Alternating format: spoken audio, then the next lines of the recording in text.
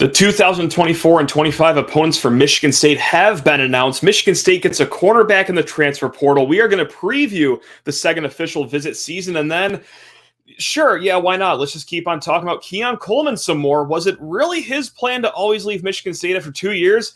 I don't know. Hey, this is going to be a fun one. Let's go. You are Locked On Spartans, your daily podcast on the Michigan State Spartans, part of the Locked On Podcast Network, your team every day.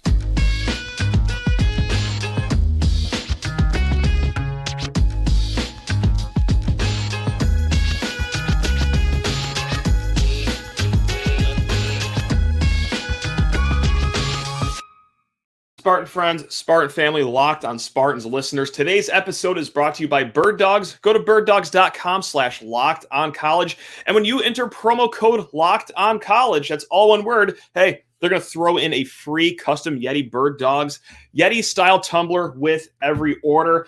Gang, we got a packed show for you today here on Locked On Spartans. And hey, before going any further, please rate, review, and subscribe if you ever want to reach out. LockedOnSpartans@gmail.com is the place to find us. All right, forget it. Let's just get right into the show here. This is a very exciting one because there's nothing more exciting in the offseason than scheduling news. And how about when you could forecast what your plans are going to be for 3 years ahead of time? That's right, 2024-25 opponents were dropped by the Big Ten on this beautiful Thursday. And of course, well, this is because the addition of USC and UCLA are coming into the fold here. Bye-bye divisions. It will now just be the top two teams get to go play for the Big Ten championship. And, well, this also aligns pretty well with the college football playoff expanding to 12 teams as well. So a lot of different storylines here, but let's talk about, well, selfishly, the Michigan State storylines. We're going to go through the 2024 opponents first and their away games. Okay, they're going to go to Maryland, to Michigan, to Nebraska, and to Penn State. This is all in alphabetical order. There are no dates dropped yet, no bye weeks yet. This is all just the opponents. Now for the home games, Illinois, Indiana, Ohio State, Purdue, and Rutgers. Also, when you want to tie in the non-conference games that Michigan State already has in place, FAU, Louisiana, both of those at home, and then at Boston College. There you go. You have the bones of your 2024 schedule. I'll go through it one more time. The away games, Maryland, Michigan, Nebraska, Penn State. At home, you have Illinois, Indiana, Ohio State, Purdue, and Rutgers. And just some quick notes on that. Hey, that's 7 home games for your Michigan State Spartans. I know we only have 6 coming up this year with that last game of the season being moved to Ford Field. So, yes, 7 true home games are back on the schedule. And you'll also notice, hey, hold on here. I thought the whole reason for this was to get the California schools into the mix. There are none on the schedule. Yeah, just that. There are no UCLA or USC games in 2024. It is going to be a little bit of a challenging road schedule for Michigan State. I mean, sure, to Maryland, whatever. I guess I can't completely disregard that since MSU lost there last year, but we're talking more so the road game at Michigan. Okay, we don't get those back-to-back home games, in 23 and 24. We got to go to Nebraska, one of the best fan bases out there, and then to Penn State. So that'll be a little tough road game. But other than that, look, guys, all things considered, this is a pretty good draw for Michigan State, right? I mean, the home games, Illinois, Indiana, Ohio State, Purdue, and Rutgers. Excuse me for putting the cart in front of the horse, but 4 of those games seem pretty winnable if it was on a neutral field. When it's at home, yeah, I'm going to like Michigan State's chances against Illinois. I'm going to like Michigan State's chances against Indiana. And please hold your wisecracks about what happened last season or the games against Purdue and Rutgers. That Ohio State game, I'm going to have to see something from our Spartans this year before I say, hey, could be a toss-up game. But regardless, I mean, you could have done a lot worse for a 2024 schedule. Like, let's just go down the road to Ann Arbor here. And look, it's not that I'm just a rival peeking at what they got going on. Like, of the 16 teams in the Big Ten, Michigan, after having cakewalks of schedules the last few years, well, how would you like this schedule instead? Your away games are Illinois, Rutgers, okay, that's not so bad. And then at Ohio State, and then, oh my goodness, at USC. And then your home games are, well, Maryland, yes, us Spartans, Minnesota, and then UCLA and Wisconsin. So they got a pretty tough draw over there in Ann Arbor. But let's move on to 2025. All right, the away games for 2025. at Indiana, at Iowa, at Minnesota, at USC. That's right. Get the RVs fired up, get the plane tickets purchased, and then also at Wisconsin as well. So some pretty fun road destinations there. Minneapolis, great city. USC is going to be a lot of fun, especially if it's in November and you want to get out of this weather. And then Wisconsin, from what I've heard, always a great time visiting Madison for a football game. Anyway, the home games are going to be Michigan, okay, the protected rivalry. Northwestern as well, Penn State, and then UCLA also at home as well. And you might notice that, well, okay, there's no Ohio State there. That's not so bad. You're only flying out to Cali once in those 2 years, in 2024 and 25, and it's to visit USC. So, look, I think there's a lot of positives here, right? With the 2024 and 25 opponents, you just have one Ohio State game. You just have one USC game. That could be a lot tougher. Again, and also just one Cali trip as well. Penn State, they're going to do a Cali trip in 24 and 25 as well. And sure, could it have been a lot worse? Yes. Could it have been better? I mean, I guess the best schedule that I've seen so far, it's probably got to be Indiana. I mean, away games at Michigan State, Nebraska, Northwestern, Wisconsin, but home games against Maryland, Minnesota, Penn State, Purdue, and UCLA. I mean, that's not so bad. But all things considered, those are pretty fair draws for Michigan State, in my opinion. You only get, again, I'll say it one more time, I'm very happy to just see Ohio State once in the next 2 years. And let's go down and talk about the protected rivalries. Yes, Michigan State is going to be playing Indiana twice. They are going to be playing, oh God, I should have wrote down the other opponent who they're going to play twice, but they are not protected rivals. The only one is Michigan. I got to say, I'm a little surprised that Michigan did agree to this, because from how I understand it, the schools had to both agree to be protected rivals, I believe. And Michigan, I'm surprised, wants anything to do with Michigan State. That's going to be a tougher game for them, of course. And look, Michigan fans, I get it. We dominated you last year, Sparty. We own you. It's like, I look back at the last 15, 20 years, or really look back at the last 5 decades. It's a lot closer than you think. And I'm surprised they agreed to sign up for 2 rivalry games, with obviously Ohio State being the other one. But hey, a lot of schools in the Big Ten, 10 to be precise, only have 1 or fewer protected rivals. Penn State, they don't have any protected rivalries. They are just a rivalry-free agent here. But what this means is that beyond 2025, you're going to be seeing that game annually every single year. Again, you could have gone as high as 3 protected rivals. Iowa has 3 protected rivals, I believe, against Wisconsin, Minnesota, and Nebraska. So they got half the Big Ten West as protected rivals. But there you have it. Again, we got to wait a little bit.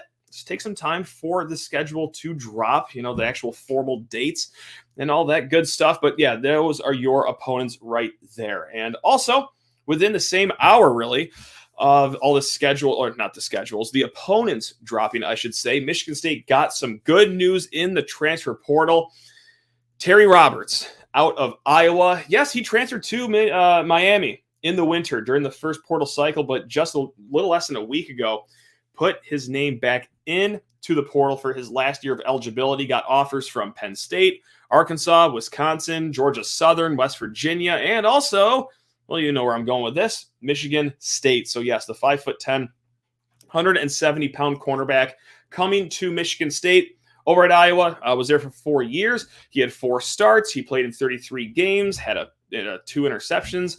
But look, this is, if you've been listening to this podcast, you know that I've almost brought myself to tears talking about how desperately I would like to see some defensive back depth added in this portal cycle. We almost got it in MSU legend Keon Stewart, who was all but committed for, I don't even know if it was 48 hours before he flipped it to Arkansas. But hey, you know what? This is what we are looking for, because whether it's for competition, iron sharpens iron, having these guys battle out in practice to emerge as a top cornerback, because let's be honest, gang, last 3 years have left a lot to be desired in that room. So the more competition, the merrier. Or my biggest point is just depth.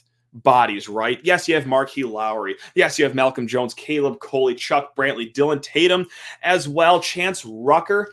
That's right, the true freshman, Samar Melvin, another kid from Wisconsin who played sparingly. But hey, Those are bodies, and on a defense that suffered as many injuries and has as many deficiencies in defensive back coverage as Michigan State does, the more bodies, the merrier. So yes, Terry Roberts. I mean, God, we're looking at, 8 cornerbacks now that you could play next year? That's just, guys, that's just music to my ears. So yes, it's not just that I'm saying, hey, we got a warm body. It's a cornerback with 4 years of experience as well in college. So good on you, Michigan State. We got a lot more names to go through in the next segment here. We're going to be previewing this upcoming official visit weekend. But first, that's right, gang, need to talk your ears off about Bird-Dog shorts, the best shorts in the game. We're talking comfort. All right, go get yourself the shorts or the pants with the liner on the inside. It's like wearing a compression short around all the time, but not too tight. It is just the right amount of comfort and support. And also on the outside, as good as you feel, you are going to be looking that great as well. These look like just khaki shorts, but they feel like athletic shorts. So you can go to your beach volleyball league like I do every Monday in your Birddogs. You can then go to the bar, or really, I just go to work in your Birddog shorts. These can do it all. You're going to feel great. You're going to look great. And also, when you smash in promo code Locked On College at birddogs.com/Locked On College, that's right, they're going to hook you up with this Yeti-style tumbler, Birddogs branded. It is sensational. I've been drinking out of this thing all summer so far. Go to birddogs.com/Locked On College and enter promo code Locked On College for that free Yeti-style tumbler with your order. One more time, gang. That's birddogs.com/Locked On College. Promo code Locked On College. You will not want to take your Birddogs off. We promise you. All right, it is weekend number 2 of official visit season for your Michigan State Spartans. And really quick, just 2 notes more so on the previous weekend, actually. Number 1, after the weekend wrapped up, we had the episode of, hey, how it went. I had some comments that like, oh, God, some guys didn't even show up, like Bronte Johnson. He went to Notre Dame. Davian Sims, he didn't even show up. Jordan Ross wasn't even there. Hand up. I am very sorry. I was wrong about Jordan Ross. Jordan Ross was absolutely there last week. The 4-star wide receiver out of California. I thought he was a no-show. Gang, I apologize again. He was there last week and just not on an official visit. He was there on his own dime. He was already at the Sound Mind, Sound Body camp at Wayne State earlier that week. Might have just been a thing where it's like, well, I paid my way to get out here for this camp, this national showcase. What's a few more dollars just to go down to East Lansing on my own dime? So he could be having another official visit here later this month, or, as we go closer to the season. Yes, Jordan Ross, he was here last week. And one other note as well, this is from Ryan O'Blennis of Spartans Illustrated. That's right, go subscribe yourself to Spartans Illustrated. Great work going on over there by our guy, Ryan O'Blennis. Jalen Thompson, of course, the 4-star cornerback out of Tennessee. All sorts of SEC offers. Well, sorry, SEC. As of now, Thompson has shut down all other official visits. Michigan State is the only official visit he is taking this summer, and he is 10 toes, as the kids say. Like, he is locked into Michigan State. So that's some more good news right there, because that's absolutely a kid in SEC country nonetheless, being rated a top 400 kid. You'd be pretty nervous about his commitment. But no, I mean, based on all accounts, not just the quotes, but the actions of not scheduling any other official visits, Jalen Thompson's looking strong right there. All right, so let's go to official visit weekend number 2. Michigan State, 12 visitors coming to campus. 7 of them are 4-stars. We're going to go down the list of names really quick and add some tidbits here and there. Jamari Howard. Oh, that's a familiar name, isn't it? That's right, Jamari Howard. He was a longtime commit of this 2024 class. Decommitted, I believe, less than a month ago. 4-star cornerback from Florida. He will be making his return to campus. This would be nice. Of course, it goes without saying. Anytime a 4-star is in the mix, it would be nice to get him. But yeah, a top 150, some recruiting sites, even top 100 player in 2024. God, actually, this is kind of breaking news-ish too. It was a very busy Thursday afternoon for Michigan State. Christopher Jones, top 150 player. He is a linebacker out of Virginia. He announced that he's going to be visiting the campus as well. He's going to be visiting on Monday, though, so it's going to be a real personal visit. It's not going to be over the weekend if the June 11th to 13th dates are accurate, which it was on his graphic to announce the official visit. No reason to doubt him. But yeah, a midweek visit coming up after this weekend. Now, of course, it's going to be hard to land a 4-star kid. It always is, but maybe a little harder because he visited Florida last week. That's a pretty good school. And then after Michigan State, just the old official visit to Georgia. So that's who Michigan State is sandwiched between for Christopher Jones. But hey, very exciting to get him locked down this close to the weekend. Going from there, Caden Durham, top 200 running back from Texas. Nathan Roy, 4-star offensive tackle out of Wisconsin. We talked about him on a show not too long ago. He is going to be committing within the next 2 weeks here. He's down between UCLA, Michigan State, and Minnesota. His brother plays over at UCLA. He's got great relationships with the Minnesota coaching staff, but Michigan State is in the mix here for a reason. Minnesota will have the last word. UCLA got the first word. We are sandwiched between those as well. But yes, that's going to be one to keep your eye on. I don't suppose this will happen, but best case scenario is that he commits on the spot and just cancels that Minnesota visit. That would just be sensational. Another 4-star, Kamar Mathuti, 4-star linebacker out of California. That's the second 4-star linebacker to come here from California. Dylan Williams being the other one last week. And then, hey, how about this? Anthony Scooter Carrie. That's right. Nickname of Scooter. It's a good nickname for a 4-star running back out of Florida who, on Rivals and 24/7 Sports, has picked up traction with predictions for him to land at Michigan State. So in my opinion, look, I don't think we went into last weekend expecting any kid to commit on the spot.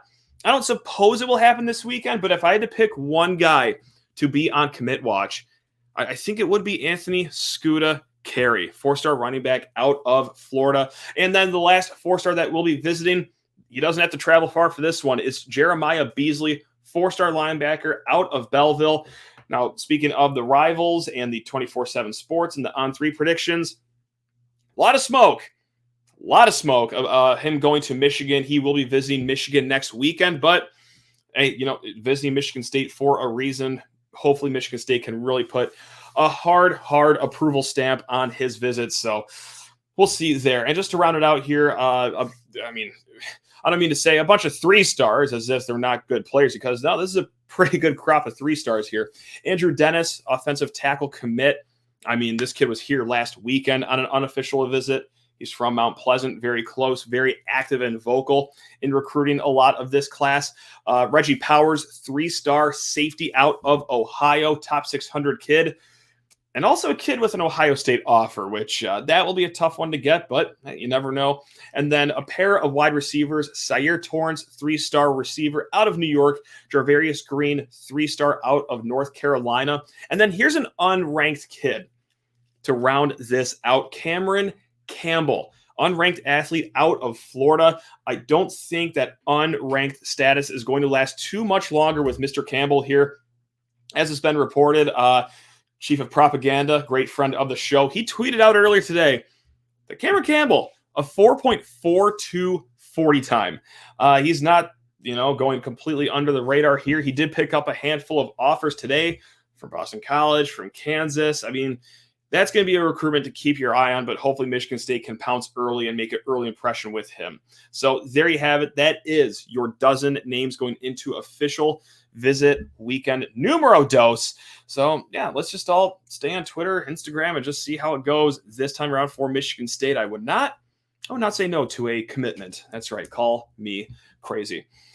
All right, let's dive into the mailbag here. LockedOnSpartans@gmail.com is the place to find us. And, well, Sink Jewel, one of the Hall of Fame question askers that we do have on this program, he reaches out and says, "Hey, Matt, loving the show still. Very sad I don't get it every weekday now. I'm very sorry, Sink."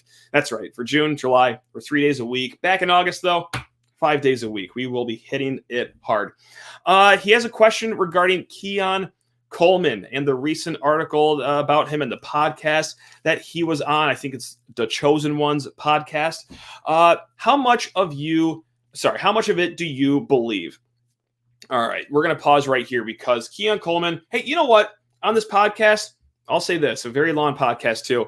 Great things to say about Courtney Hawkins. He said pretty much that he committed to Michigan State because of Coach Hawkins and his NFL experience, and he wanted an NFL coach. And then also very complimentary of Michigan State fans as well. Said he committed here because of our great fan base, our big fan base. However, it wasn't all sunshine and rainbows in this podcast. Also said that once his 2-year sentence at Michigan State was up, the plan was always to go down to a Southern school to finish his tenure.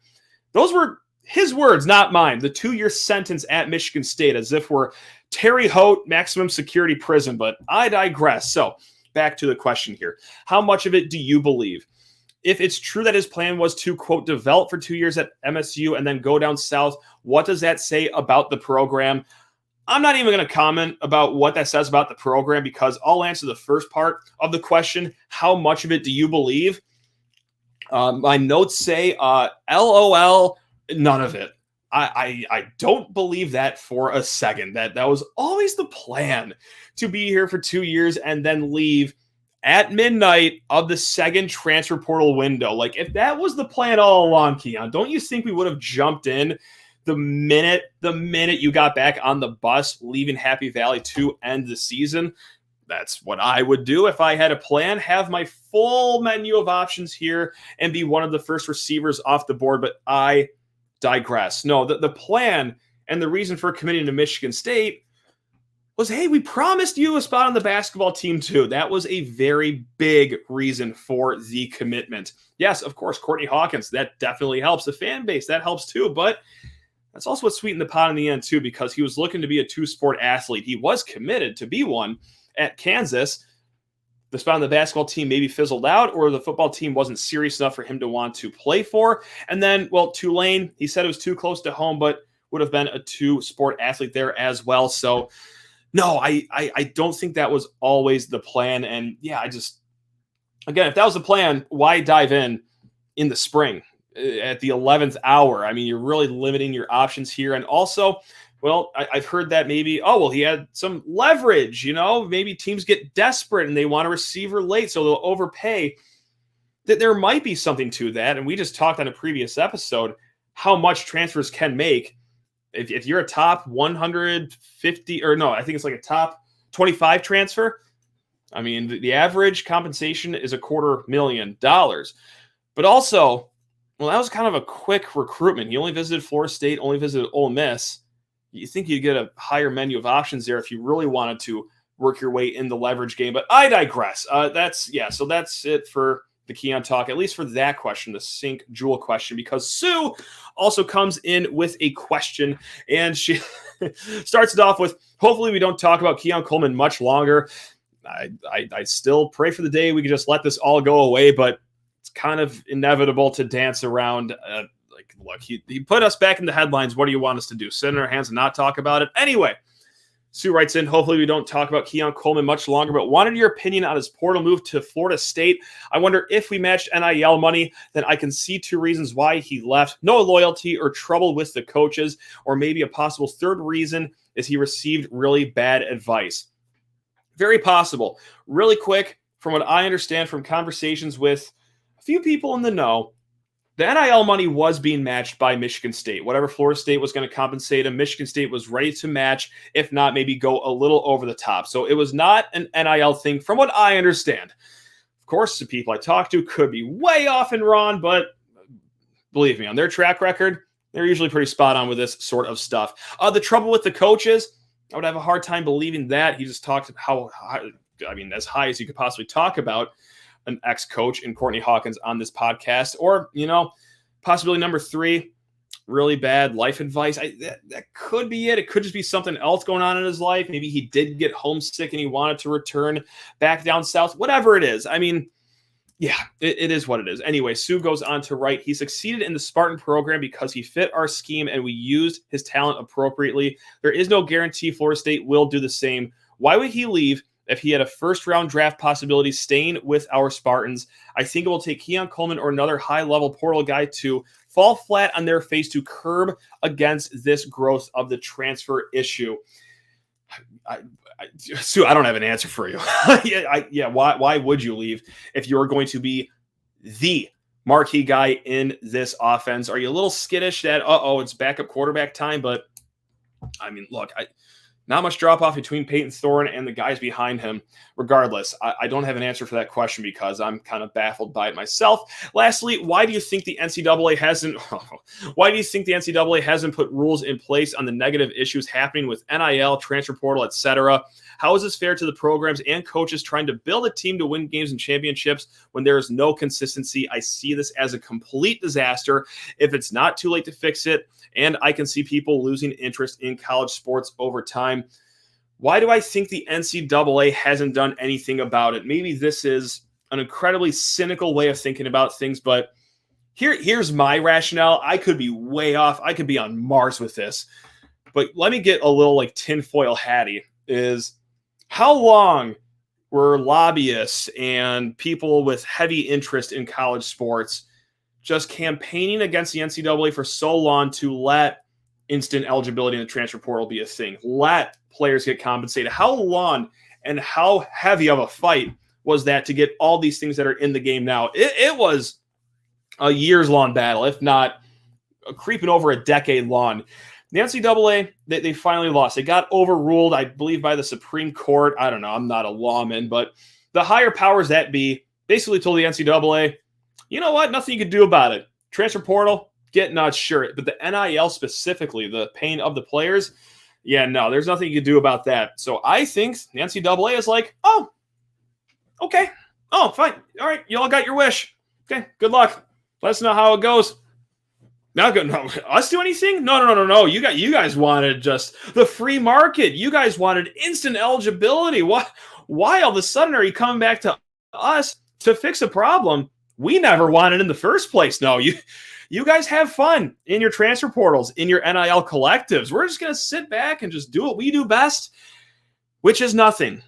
I mean, the NCAA just has a pretty good track record of doing nothing in the first place. And, well, when the problems are issues that they never even wanted to begin with, I got a hard time believing that anyone over there in those offices is willing to lift a finger and being like, hey, guys, maybe we should have caps on how much these guys make in NIL, or maybe we should really look into the validity of having instant eligibility in the transfer portal. Like, nah, I don't think any of that is going on because I think there's a little bit of spite and a little bit of pettiness going on in the NCAA office, or a whole lot of bit of just laziness, which is just what the NCAA does. They just turn the lights on, have multi-million-dollar events in multi-billion-dollar TV deals, and I'll just probably take 50 weeks of vacation in between all of that. So that's why I think. Maybe that's very cynical, but yeah. So that is the mailbag time for us. Again, I know a lot of you guys have actually had some great mailbag questions in the hopper here at lockdownspartans@gmail.com. I promise you, we will get into all this, especially you, Ray Montoya. You emailed me 3 mailbag questions. We're going to try so hard to get to them next week. We are prepared to get to them today, but then it's kind of just everything blew up in a good way. It's a very fun episode here. A lot to talk about. I also teased on last episode that Carter Elliott would be on today.